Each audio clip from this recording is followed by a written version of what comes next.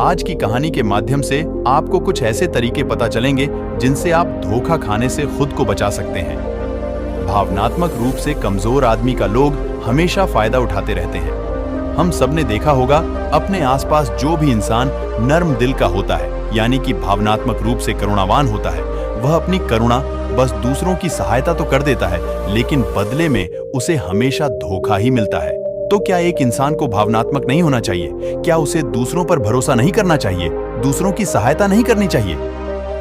क्या करुणावान और संवेदनशील होना गुनाह है? कोई गलती है?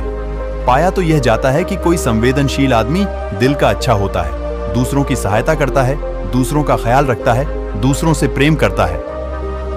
प्रेम भी तो एक संवेदना ही है, वह भी तो एक भावना का रूप है। तो क्या प्रेम करना भी गलत हो जाता है? और यह तो आप सबको पता होगा कि प्रेम तो आध्यात्मिक साधना का एक बहुत महत्वपूर्ण कदम है। तो किस प्रकार एक इंसान समाज में संवेदनशील, करुणावान और दयालु, यानी कि एक अच्छा आदमी बनकर रह सकता है, ताकि लोग उसका फायदा भी ना उठा पाए और वह अपने मन की अच्छाई, अपने मन की कोमलता, करुणा सब कुछ बरकरार भी रख सके। एक बार एक युवा लड़का जंगल के पेड़ों पर मुक्के मार रहा था। वह बड़े जोर जोर से मुक्के मार रहा था। वह अपने मन का गुस्सा निकालने की कोशिश कर रहा था। शायद उसको किसी ने धोखा दिया था, या फिर उसके साथ बहुत बुरा हुआ था, जिससे वह बहुत ज्यादा परेशान था। उसे कहीं भी शांति नहीं मिल रही थी। वह लगातार उस पेड़ पर मुक्का मार रहा था, जिससे उसकी उंगलियां लहूलुहान हो चुकी थी। उसी जंगल में एक शीतल पानी का झरना था। वहां पर एक भिक्षु रोज संध्या समय स्नान करने आया करते थे। यह उनका नित्य का नियम था। आज जब वह भिक्षु इस रास्ते से स्नान करने के लिए उस जंगल में आया, तो उसने उस लाडी DHK की हालत देखी। वह जोर जोर से चीख रहा था, रो रहा था और लगातार मुक्के मारे जा रहा था। उस लड़के के आसपास कोई मौजूद नहीं था। इससे उस भिक्षु को उस युवक की चिंता होने लगी। उसने सोचा कि कहीं मैं इसे ऐसे ही छोड़ दूं और कहीं ये आत्महत्या कर ले। तो ऐसे विचार आने के बाद भी वह कुछ नहीं बोला और लगातार उस युवक की तरफ देखे जा रहा था। भिक्षु एकदम चुपचाप खड़ा हुआ था। उसने युवक से कुछ नहीं बोला, कुछ नहीं कहा, बस वह उसको लगातार देखता रहा। कुछ देर तक तो उस युवक ने उस भिक्षु को नजरअंदाज किया, लेकिन कुछ देर बाद उसे अजीब सा लगने लगा। उसने सोचा, ना तो यह मुझे रोक रहा है और ना ही कुछ कह रहा है। ये तो बस मुझे देखे जा रहा है। इसका क्या मतलब है? बड़ा अजीब आदमी है। ऐसे ही विचार उस लड़के के मन में उठने लगे थे।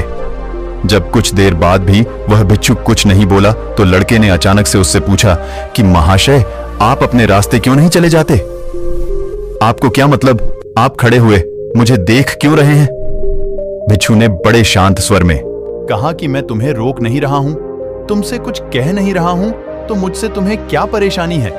मेरे ही तरह है यह पेड़ पौधे, यह पक्षी, यह सब तुम्हें तो देख ही रहे हैं।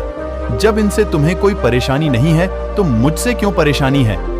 यह सुनकर और लड़का जोर से चीख कर बोला, मुझे सबसे परेशानी है, मैं सबसे नफरत करता हूँ। यहाँ पर सब धोखेबाज गद्दार होते हैं, कोई किसी का नहीं होता इस दुनिया में। और इस तरह बोलते बोलते वह फूट फूट कर रोने लगा और रोए जा रहा था, और भिक्षु उसे देखे जा रहा था। वो उसे चुप करने की कोशिश भी नहीं कर रहा था। यह बात तो उस लड़के को और ज्यादा अजीब लगी। अब रोना छोड़कर उस लड़के ने सीधे खड़े होकर उस भिक्षु से कहा, बड़े अजीब आदमी हैं आप। आपके सामने कोई इंसान रो रहा है, दुखी है, परेशान है, और आप उसे चुप भी नहीं कर सकते। आपके मन में बिल्कुल भी संवेदना नहीं है। बड़े अजीब और कठोर हृदय वाले साधु हैं आपको अपने साधु होने पर खेद होना चाहिए। और ऐसे ही न जाने क्या क्या जली कटी बातें वो युवक उस भिक्षु को सुनाने लगा। कुछ देर बाद जब युवक की सारी भड़ास निकल चुकी थी, तब भिक्षु ने बड़े ही शांत स्वर में कहा कि आज मैं तुम्हें कंधा दे सकता हूं, तुम्हारे आंसू पोंछ सकता हूं, लेकिन इससे तुम्हारी समस्या का समाधान नहीं होगा। कुछ देर के लिए तुम्हारा मन बहल जाएगा, बस उसके बाद वही जिंदगी, वही लोग जो तुम्हें आज कंधा देने के लिए भी तुम्हारे पास नहीं है। फिर से तुम उसी जिंदगी में लौट जाओगे। कोई तुम्हें धोखा देगा, कोई तुम्हारा फायदा उठाएगा, और तुम अपने मन को ऐसे ही तकलीफ पहुंचाते रहोगे। तो आंसू पोंछने की बजाय तुम्हें मुझसे कुछ ध्यान की बातें लेना चाहिए, जिससे तुम्हें जीवन में कोई भी धोखा ना दे सके, तुम्हारी अच्छाई का कोई भी फायदा ना उठा सके। याद रखना, आंसू पोंछने वाले तो तुम्हें बहुत मिल जाएंगे, लेकिन ज्ञान और सही समझ देने वाला कभी कभी कोई इंसान मिलता है। भिक्षु ने उसे बताया कि मैं पास ही के झरने में स्नान करने के लिए जा रहा हूँ। बड़ा ही शीतल पानी है वहां का, अगर तुम चाहो तो तुम भी मेरे साथ चल सकते हो। यहाँ पर अकेले परेशान होने से अच्छा है कि तुम झरने की शीतल पानी में स्नान करो, जिससे तुम्हारा दिमाग, मन, मस्तिष्क और तुम्हारा शरीर सब कुछ पवित्र हो जाएगा। यह सुनकर वो लड़का उस भिक्षु के पीछे पीछे हो लिया। जंगल के बीचों बीच रास्ता झरने की तरफ जाता था। जंगल में सन्नाटा छाया हुआ था। उनके पैरों तले सूखे पत्तों की चरमराने की आवाज पूरे जंगल में गूंज रही थी। आज पूर्णिमा की रात थी और आसमान में चांद अपनी उजली रोशनी उस जंगल में फेंक रहा था। उस रोशनी में दोनों उस झरने की तरफ बढ़ते चले जा रहे थे। रास्ते में चलते चलते उस युवक ने उस भिक्षु से कहा कि महात्मन, आपकी जिंदगी मस्त है, आपको किसी चीज की कोई परेशानी नहीं है। आपको पता है कि दुनिया में कैसे कैसे लोग बसते हैं, कितने धोखेबाज, कितने मक्कार, और सबसे बड़ी बात, अपने लोग ही धोखा देते हैं जिनसे हम प्रेम करते हैं, जिनको हम अपना मानते हैं। जब उन्हीं से धोखा मिलता है तो कैसा महसूस होता है। कभी कभी तो ऐसे लगता है कि भोले और दयालु लोगों के लिए यह दुनिया नहीं बनी है, ये धोखेबाजों के लिए है, मक्कारों के लिए है। वही यहाँ पर फूलते हैं, वही आनंद से जीते हैं, और हमारे जैसे लोग जो दूसरों की सहायता करते हैं, दूसरों को अपना मानते हैं, वह हमेशा जीवन भर दुख में रहते हैं। यही जीवन की सत्यता है और यही संसार है जिसमें हमें रोज घुट घुट कर मरना पड़ता है। आपने सही किया, ऐसे जिंदगी को त्याग दिया, पीछे छोड़ दिया। अब बस अपने में मस्त, किसी से कोई परेशानी नहीं है, किसी की कोई चिंता नहीं है। मैं भी सोचता हूं कि मैं भी संन्यास ले लूं, छोड़ दो इस दुनिया को। यह सुनकर उस भिक्षु ने कहा कि तुम्हें क्या लगता है, सन्यासी जीवन बहुत आसान होता है। भिक्षु ने बड़े शांत स्वर में कहा कि तुम्हें तो 2 वक्त की रोटी तो शांति से मिल जाती है, हमें तो कभी कभी वह भी नसीब नहीं होती। अगर भिक्षु मिल जाती है तो हम खा लेते हैं, वरना हमें तो भूखा ही सोना पड़ता है। यही सन्यासी जीवन है, हमें हमेशा नीचे सोना पड़ता है, सिर्फ एक लंगोट में रहना पड़ता है। चाहे कैसा भी मौसम क्यों ना हो, तो यह सब तुम्हें आसान लगता है। तो तुम भी सन्यासी बन जाओ। युवक ने कहा कि आप कहते तो ठीक ही हैं, संघर्ष तो दोनों तरफ है, सांसारिक जीवन में भी और सन्यासी जीवन में भी। वैसे सांसारिक जीवन भी अच्छा है, लेकिन तब तक जब तक घर परिवार में सुख शांति बनी रहे, धोखा ना मिले, हमारे लोग हमारा फायदा ना उठाएं, हमसे झूठ ना बोले, हमें धोखा ना दे, तब तो जीवन जीने का आनंद होता है, वरना तो जीवन नर्क हो जाता है। भिक्षु ने कहा, देखो, सन्यास अपने मन से लिया जाता है। जब हमारा मन कहता है कि हमें सन्यास के मार्ग पर सफलता हासिल करनी है, आगे बढ़ना है, तो ही सन्यासी जीवन सफल हो पाता है। लेकिन तुम अपने घर से परेशान होकर, दूसरे लोगों से परेशान होकर सन्यासी बनना चाहते हो, तो तुम्हारा सन्यासी जीवन भी कभी सफल नहीं होगा। इससे अच्छा तो तुम सांसारिक जीवन में अगर कुछ तरीके, कुछ नियम अपनाओ, तो दूसरे लोग तुम्हें धोखा नहीं दे पाएंगे। सबसे पहले तो यह समझो कि धोखा उन्हें ही मिलता है जो भावनात्मक रूप से कमजोर होते हैं, जिनका दिल जल्दी पिघल जाता है, जो दूसरों को दुख में नहीं देख पाते। ऐसे लोगों के साथ धोखे होने की संभावना ज्यादा होती है, क्योंकि कोई भी आदमी अपनी परेशानी बताकर, अपने को दुख में बताकर तुम्हारा फायदा उठा सकता है। क्या पता वह झूठ बोल रहा हो, वह दुखी होने का अभिनय कर रहा हो, लेकिन आपको तो सच ही लगेगा, और उसके बाद कुछ समय बाद आपको पता चलता है कि आपके साथ धोखा हो गया। उसके बाद आपका मन अंदर से टूट जाता है। इसीलिए सबसे पहले बात ध्यान रखना कि किसी भी व्यक्ति को यह एहसास मत होने दो कि तुम भावनात्मक रूप से कमजोर हो, अंदर से तुम्हारा दिल नर्म है। अगर उन्हें यह कमजोरी आपकी पता चल गई, तो वह कोई ना कोई जाल रचकर आपका फायदा उठाने की जरूर कोशिश करेंगे। चाहे आप अंदर से संवेदनशील हो, दूसरों की मदद करने वाले हो, लेकिन किसी को एहसास मत होने दो।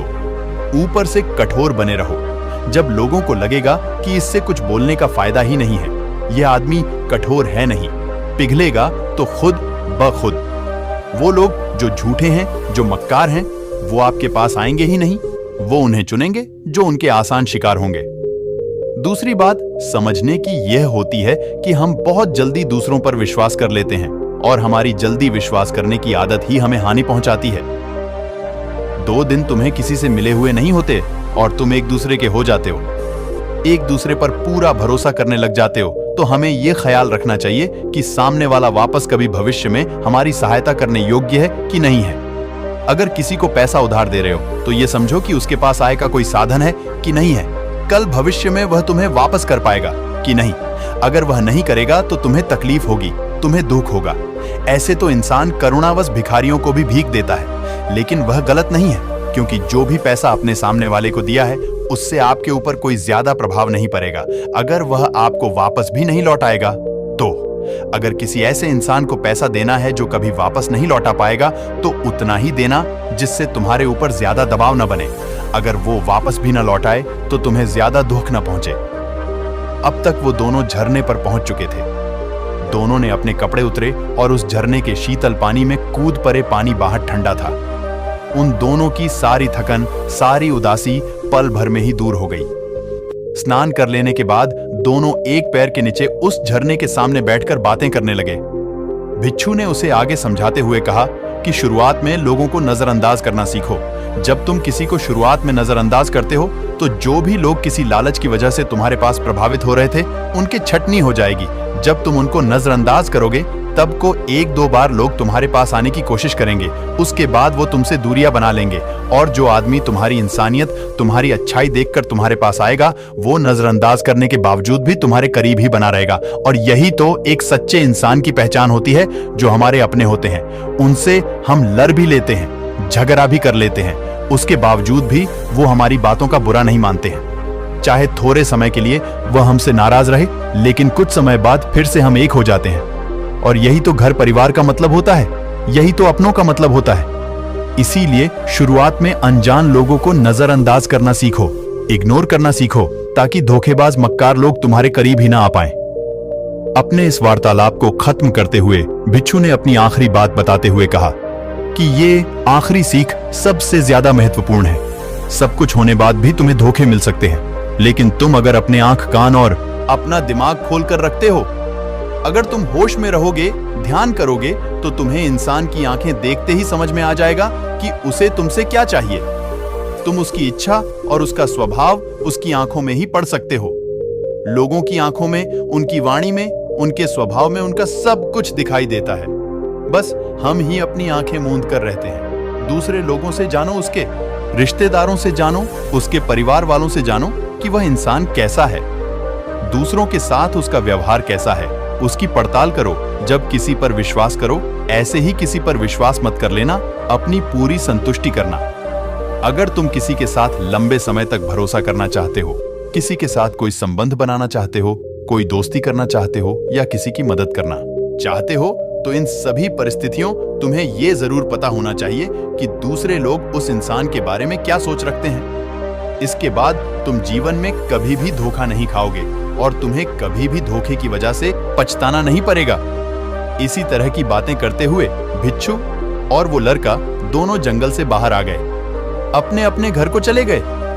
दोस्तों, कभी भी किसी पर भी भरोसा करने से पहले उसके बारे में अच्छे से समझो, जानो, समय दो, फिर भरोसा करो।